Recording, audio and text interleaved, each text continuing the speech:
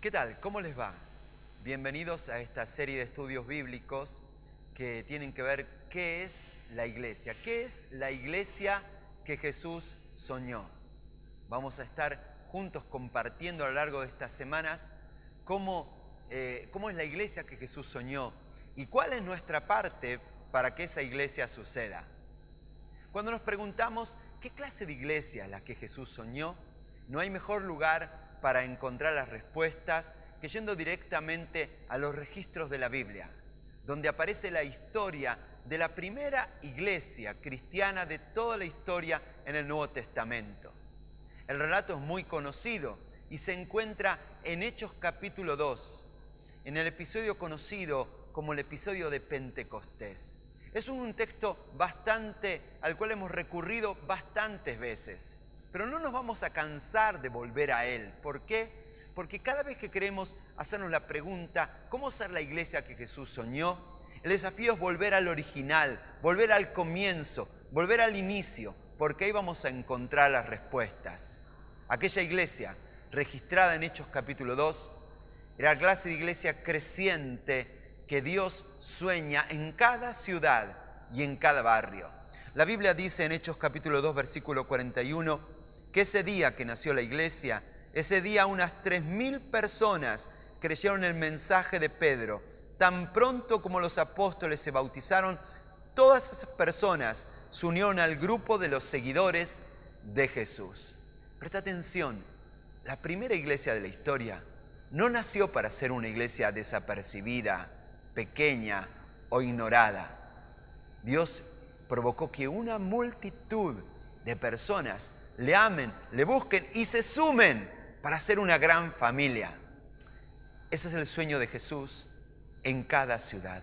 Ahora, todo lo que ocurrió ese día de Pentecostés, nos da muchas características acerca de cuál es esta iglesia que Jesús sueña. Toma nota. En primer lugar, se trata de una iglesia que vive bajo una comunidad unida, que disfruta una comunidad unida. La unidad es muy importante para Dios. La Biblia dice en Hechos capítulo 2, versículo 1, que cuando llegó el día de Pentecostés estaban todos unánimes y juntos. La unidad es muy importante para Dios, más importante que cualquier otra cosa.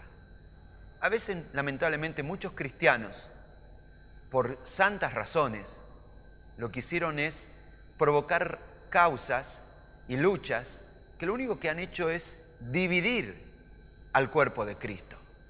Pero para Dios es más importante la unidad que nuestras sabias razones. ¿Te acordás lo que decía el apóstol Pablo en 1 Corintios capítulo 13? Él decía, si yo tengo don de profecía y tengo revelación y tengo la fe para trasladar montañas, pero no tengo amor, no sirve de nada. Yo puedo tener la razón en 1000 temas, pero si por expresar mis razones lo único que hago es dividir al cuerpo de Cristo, entonces Dios dice, estás completamente equivocado. Ser una comunidad unida es la primera marca de la iglesia que Jesús sueña. ¿Cuál es la segunda marca que encontramos aquí en el libro de Hechos capítulo 2? Dios anhela una iglesia que experimenta su visitación, que experimenta la visitación de Dios. ¿Qué pasó? Estaban todos unánimes y juntos. Y dice en el versículo 2 que de repente vino del fuego un ruido como el de una violenta ráfaga de viento y se llenó toda la casa donde estaban reunidos. Se les aparecieron entonces unas lenguas como de fuego que se repartieron y se posaron sobre cada uno de ellos. Todos fueron llenos del Espíritu Santo. Dios anhela visitar su iglesia. Claro que siempre lo hace de maneras diferentes. La manera en que ocurrió aquella vez no se volvió a repetir de la misma manera nunca más en el Nuevo Testamento. ¿Qué significa esto? Significa que cada vez que Dios nos visita, a Él le encanta hacerlo de una manera nueva e inusual. Dios no se ata a un patrón. Dios nos sorprende, pero siempre nos sorprende con su visita. Ser una iglesia, la iglesia que Jesús soñó, es ser sorprendidos por su visita cada vez que estamos juntos. ¿Te pasó estar juntos en la casa de Dios, adorándole a Él, y de pronto sentir palpablemente que Él camina entre nosotros? Esa es su visita, y esa es otra marca de la iglesia que Jesús soñó. ¿Cuál es la tercera marca de la iglesia que Jesús soñó? Es una iglesia que libera a todos sus miembros para que juntos realicemos la misión, para que juntos realicemos la tarea. Lo que ocurrió es que cuando Dios visitó en el Espíritu Santo esa iglesia, dice en el verso 4, todos fueron llenos del Espíritu Santo y comenzaron a hablar en diferentes lenguas, según el Espíritu les concedía expresarse. ¿Quiénes fueron llenos del Espíritu Santo? Todos. ¿Quiénes recibieron la habilidad para ser participantes de lo que iba a suceder? Todos. En la iglesia que Jesús soñó no hay espectadores y protagonistas. Todos somos protagonistas. Todos recibimos dones del Espíritu Santo para poder juntos servir, haciendo cosas diferentes.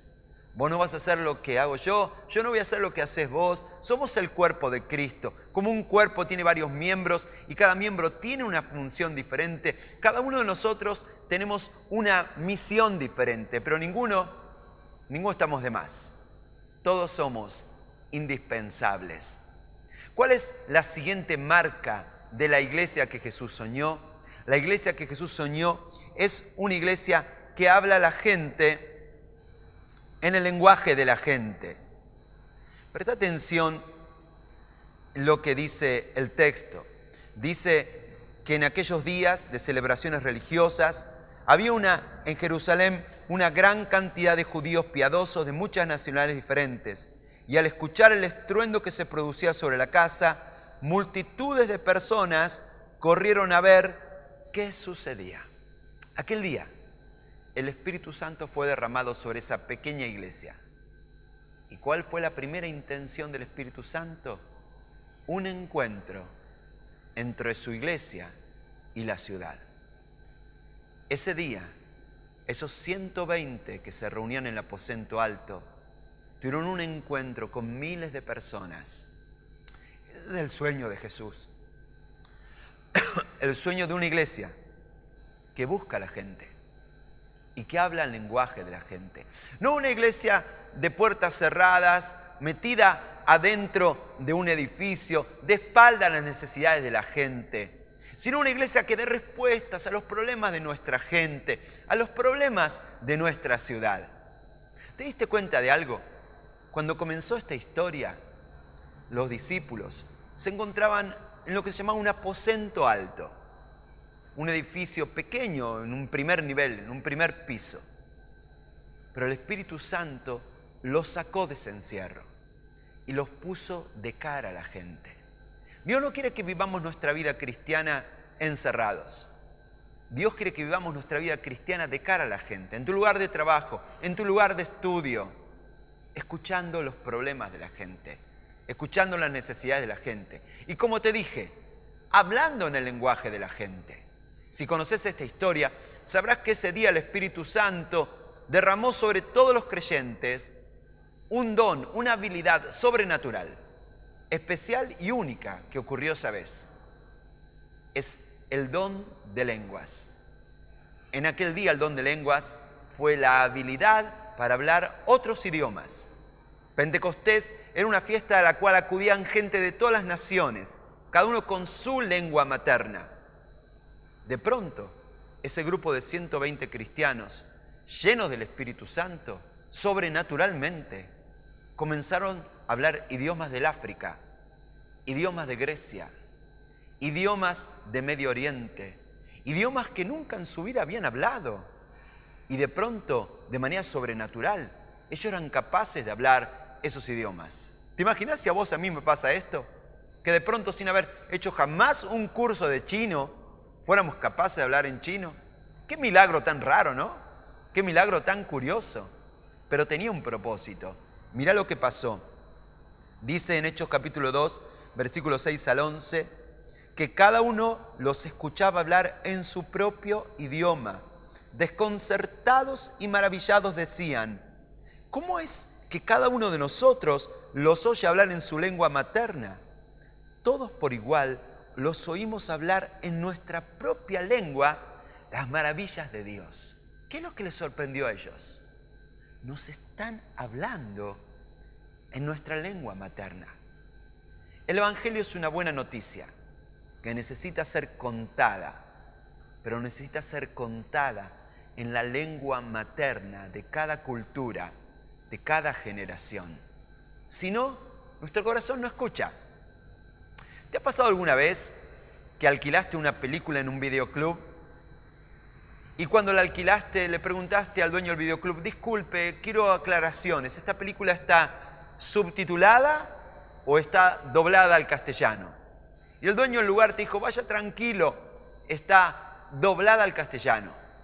Y cuando llegaste a tu casa y toda la familia se sentó para ver la película, y cuando comienza la película aparece tu actor favorito y tu actor favorito dice: oye tío, ¿qué rollo tienes? ¿Te pasó eso una vez? ¿Está hablando o no está hablando en castellano? Sí que está hablando en castellano, pero no es nuestro castellano. Es el castellano de España. Esa no es nuestra lengua materna. Ahora, cada vez que nos pasa que alguien no nos habla en nuestra lengua materna, no escuchamos. Necesitamos que alguien venga y nos hable en nuestro idioma. La iglesia que Jesús soñó habla a la gente en el lenguaje de la gente, el lenguaje cotidiano de la gente, el lenguaje común de la gente. Ese fue el intento de Dios desde el principio. Vos sabés que el Nuevo Testamento, inspirado por el Espíritu Santo y escrito por hombres elegidos por Dios, fue puesto en papel no sobre el idioma de los judíos, que hubiera sido el arameo de aquel tiempo, sino sobre otro idioma, sobre el griego. ¿Por qué? Porque el griego era el idioma más conocido en aquel tiempo, más leído por todas las personas. Pero muchos estudiosos, al estudiar el griego del Nuevo Testamento, descubrieron un detalle. Y es que el griego del Nuevo Testamento es un tanto diferente del griego clásico, del griego de los filósofos, de Platón, de Sócrates, o de los escritos de la Odisea y los escritos clásicos de la literatura clásica griega. Era un griego diferente. Y se preguntarán: ¿qué variante rara del griego es esta? Los estudios arqueológicos siguientes descubrieron un dato muy revelador. Ese griego del Nuevo Testamento, tan diferente del griego literario, de los escritos de Homero, en realidad era un griego común. El griego que usaba la gente para escribir sus cartas de amor, el griego que usaba la gente para escribir sus documentos y sus contratos contables, el griego de la gente. Hoy en día hay una palabra que define el lenguaje de la gente, es el lunfardo.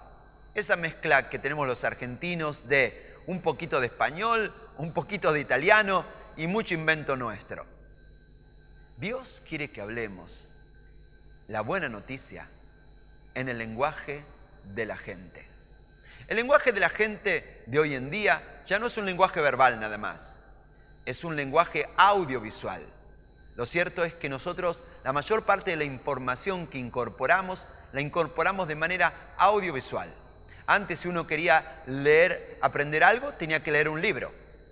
Ahora, si uno quiere aprender algo, tiene que encontrar un tutorial en YouTube.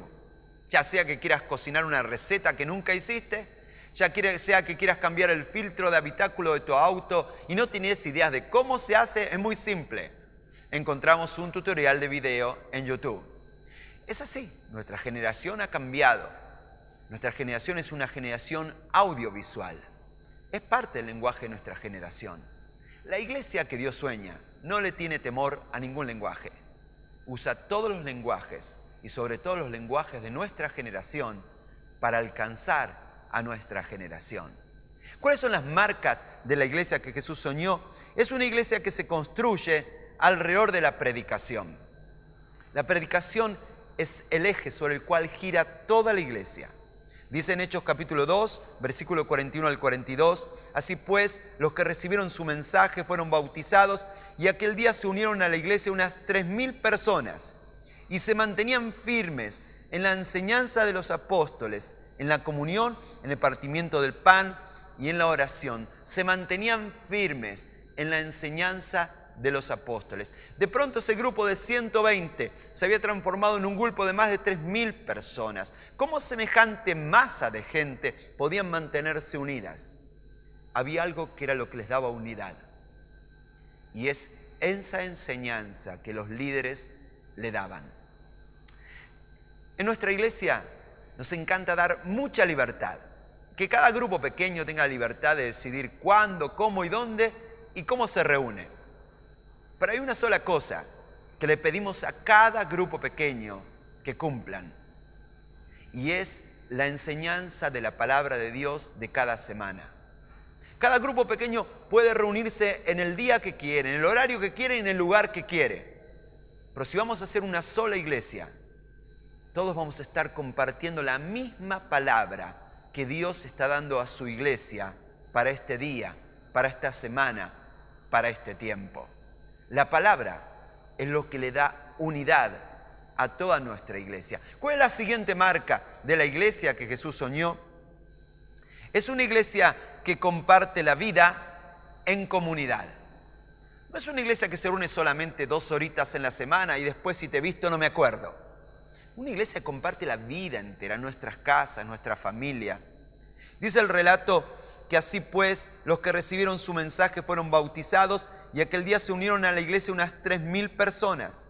Se mantenían firmes en la enseñanza de los apóstoles, en la comunión, en el partimiento del pan y en la oración. Todos estaban asombrados por los muchos prodigios y señales que realizaban los apóstoles. Todos los creyentes estaban juntos y tenían todo en común. Yo imagino el desafío enorme de los apóstoles, los líderes de aquel momento de la iglesia. De pronto tenían que pastorear a 120 y ahora tenían que pastorear a 3.120. Hasta ayer era una pequeña familia y ahora eran una gran comunidad. La gran pregunta del corazón era, ¿cómo ahora que somos tantos, seguir siendo una familia? ¿Cómo no convertirnos en una masa de gente que ni siquiera se conocen entre nosotros? ¿Cómo no perdernos en medio de la multitud de personas? ¿Cómo no perder este sentido de familia? El Espíritu Santo les dio la respuesta. Sigue diciendo, vendían sus propiedades y posesiones y compartían sus bienes entre sí según la necesidad de cada uno. No dejaban de reunirse en el templo ni un solo día. Y acá aparece la novedad. De casa en casa partían el pan y comían la comida con alegría y generosidad. De casa en casa. Ojo, eran como 3.000, de casa en casa. ¿Qué? ¿Los 3.000 iban a una casa, después los 3.000 iban a otra casa? No. No hay casa que aguante así, ¿no? Probablemente se habrían distribuido en las diferentes casas en la ciudad, en pequeños grupos, en grupos pequeños. Por eso es tan importante, si vamos a hacer la iglesia que Jesús soñó, nuestros grupos pequeños. Una iglesia que lo único que propone es un encuentro de 2 horas el fin de semana, no es la iglesia que Jesús soñó. Eso es apenas un centro de espectáculos religiosos, que abre su cortina y cierra su cortina y todo se acaba. Una iglesia es otra cosa. Una iglesia es compartiendo nuestras casas, nuestras familias, nuestra gente. Por eso los grupos pequeños son una clave esencial de la iglesia que Jesús soñó. Una iglesia que no tiene grupos pequeños se puede transformar en una masa de gente impersonal, donde a cualquiera le puede pasar cualquier cosa y nadie se entera, nadie sabe. En cambio, cuando vos estás en un grupo pequeño, estableces relaciones profundas con los que están alrededor de la mesa. Relaciones que te van a ayudar a sostenerte en medio de las pruebas y los momentos difíciles. Esta es la verdad que nosotros estamos convencidos. Una iglesia de miles puede volverse impersonal, pero puede volverse impersonal si no sigue todo el consejo de Dios. Y todo el consejo de Dios en la Biblia incluye los grupos pequeños. La séptima marca de la iglesia que Jesús soñó es una iglesia donde las vidas son transformadas. A Dios no le interesa simplemente ver nuestros templos llenos de personas. Lo que más le interesa es que al salir sus vidas cambian. ¿De qué sirve haber ido a una iglesia 5 años seguidos si seguís arrastrando los mismos problemas que el mismo día que llegaste? Dios no quiere eso. Dios quiere una iglesia donde las vidas sean transformadas. Cierta oportunidad, apenas unos días después del día de Pentecostés, Pedro y Juan fueron al templo y así se encontraron con una persona en la puerta mendigando a causa de su enfermedad. Y ellos le dijeron aquella célebre frase: no tenemos ni oro ni plata, pero lo que tenemos te lo damos. En el nombre de Jesús, levántate. Y ese hombre, alguna vez paralítico y mendigo, se levantó y comenzó a saltar de alegría. Dice el relato que todos lo reconocieron porque sabían que él era el hombre que se sentaba en la puerta de la Hermosa a pedir limosna. Como ahora lo veían caminando y alabando a Dios, quedaron sorprendidos y asombrados por lo que le había pasado. ¿Por qué les sorprende esto?, preguntó Pedro. Nos están mirando como si nuestro propio poder o devoción fuera lo que hizo caminar a este hombre. Dios lo hizo. Y lo más maravilloso de ser pastor es que ver cómo Dios lo hace y cómo Dios lo hizo. Y Dios lo ha hecho en la vida de tantas personas aquí, en cada iglesia que le ama. Vidas transformadas, matrimonios transformados, jóvenes transformados. Eso es lo que Dios quiere hacer. Él quiere que seamos la iglesia que Él soñó. Un lugar donde todo esto ocurra. Una iglesia unida lealmente. Una iglesia que vive de cara a la gente, hablando en lenguaje de la gente. Una iglesia que comparte algo más que apenas 2 horitas el domingo, comparte la vida. Una iglesia donde milagros de transformación ocurren cada semana. Esa es la iglesia que queremos ser. Nos encontramos en la próxima lección. Que Dios te bendiga.